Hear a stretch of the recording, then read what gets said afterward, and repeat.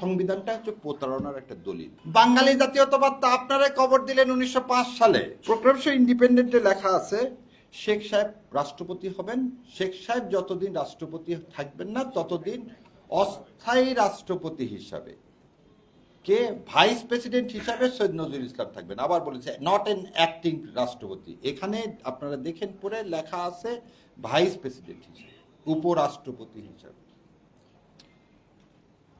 এবং বলা আছে শেখ সাহেব যখন আসবেন তখন সে শপথ নিতে হবে, এবং কার কাছে শপথ নেবেন সে কথাটাও নামটাও লেখা আছে। 10 তারিখে শেখ সাহেব এদেশে আসলেন, কোনো শপথ নিলেন না। এই সংবিধানের জার্নিটা শুরুই হচ্ছে 11 জানুয়ারি 1972-এ provisional constitution of Bangladesh order 1972। আবার বলে দিচ্ছি 10 তারিখে কিন্তু উনি শপথ নেননি, 11 তারিখে উনি অর্ডার পাস করলেন। কেমন করে? তাহলে যে রাষ্ট্রপতি হিসাবে শপথ নিলেন না সে অর্ডার দিতে পারেন? তাহলে এই অর্ডারের থেকেই শুরু, এই অর্ডারটা তাহলে অবৈধ অর্ডার। যে অবৈধ অর্ডার থেকে আপনি একটা সংবিধান রচনা করার ক্ষমতা পাইলেন, সে সংবিধান বৈধ হয় কিভাবে? কেন এই কথাটা বললে এই সংবিধান অবৈধ? এই সংবিধান যদি অবৈধ না হয় তাহলে আমাদেরকে এত রক্ত দিতে হচ্ছে কেন? কারণ সংবিধানটা হচ্ছে প্রতারণার একটা দলিল। সংবিধান 4টা স্তম্ভের উপর দাঁড়ায় আছে। কি কি 4টা স্তম্ভ? দেখেন, জাতীয়তাবাদ। কোন জাতীয়তাবাদ? আওয়ামী লীগ যে জাতীয়তাবাদের কথা বলে সেটা বলে বাঙালি জাতীয়বাদ। না, এটা তো ফয়সালা হয়ে গেছে 47 সালে যে আমরা এই ভূখণ্ড পাইলাম মুসলিম জাতীয়তাবাদের ভিত্তিতে। বাঙালি জাতীয়তাবাদ তো আপনারাই কবর দিলেন 1905 সালে।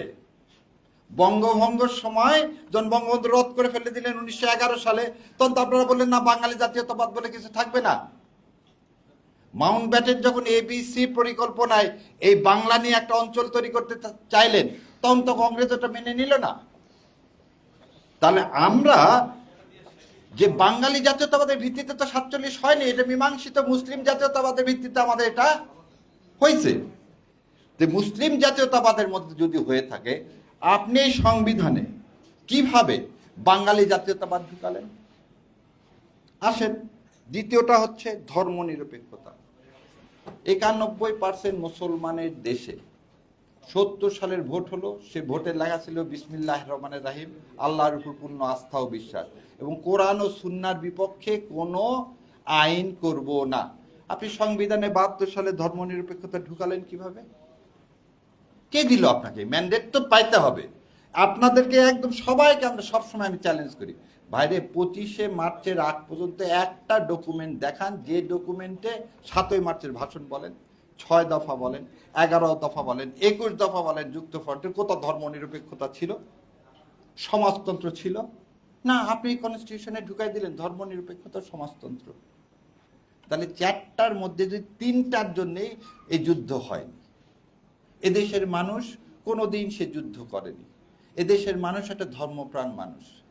সেই সংবিধান আপনাকে ইন্ডিয়া তৈরি করে দিল। কি তৈরি করে দিল? 4টা জিনিসের উপর, যে 4টা ইন্ডিয়ার প্রেসক্রিপশন। তাহলে এই অবৈধ ডকুমেন্ট দিয়ে 55 বছর আপনি দেশ শাসন করলেন। আজকে 24শে আমার সন্তানেরা রক্ত দিয়ে প্রমাণ করে দিল এই অবৈধ জিনিস দিয়ে ফ্যাসিস্ট তৈরি হতে পারে, কোনোদিন ইনসাফ কায়েম হতে পারে না। যদি ইনসাফ কায়েম হতে না পারে তাহলে ইনসাফের জন্য 2টা কাজ করতে হবে। একটা কাজ কি? এই সংবিধান পরিবর্তন করতে হবে। এই সংবিধান পরিবর্তন করতে হবে।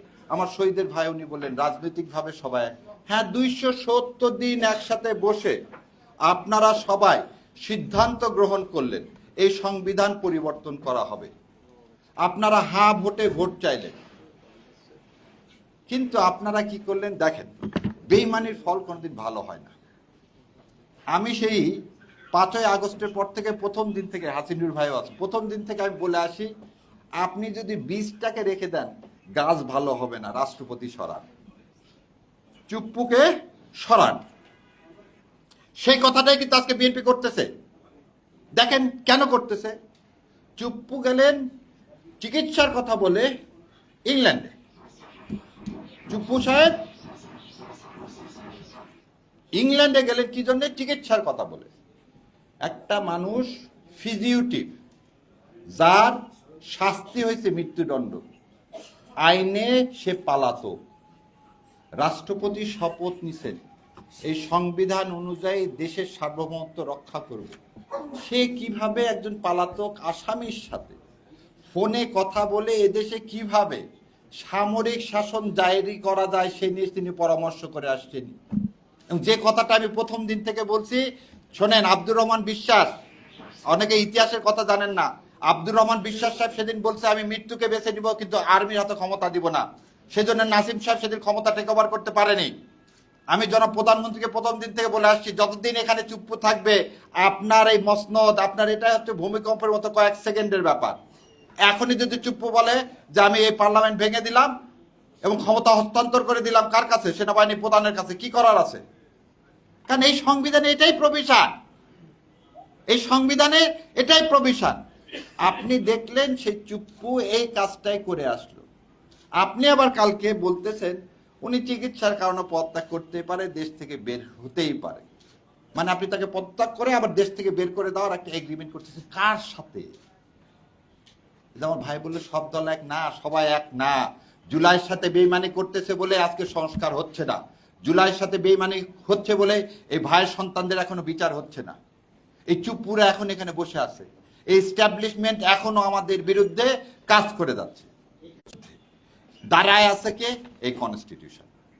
এই কনস্টিটিউশন যতক্ষণ আপনি এই অবৈধ ডকুমেন্টটাকে যতক্ষণ পর্যন্ত সংস্কার না করবেন, বৈধ বাংলাদেশের জন্ম হবে না। 16ই ডিসেম্বর সেজন্য আমি বলছি পরাধীনতার শুরু, বিজয় আসবে যেদিন এই ভারতের তৈরি ডকুমেন্ট ফেলে দিবেন, সেদিন আমার সন্তানদের রক্তের দাম দেওয়া হবে এবং আমরা একটি স্বাধীন সার্বভৌম বাংলাদেশ পাবো।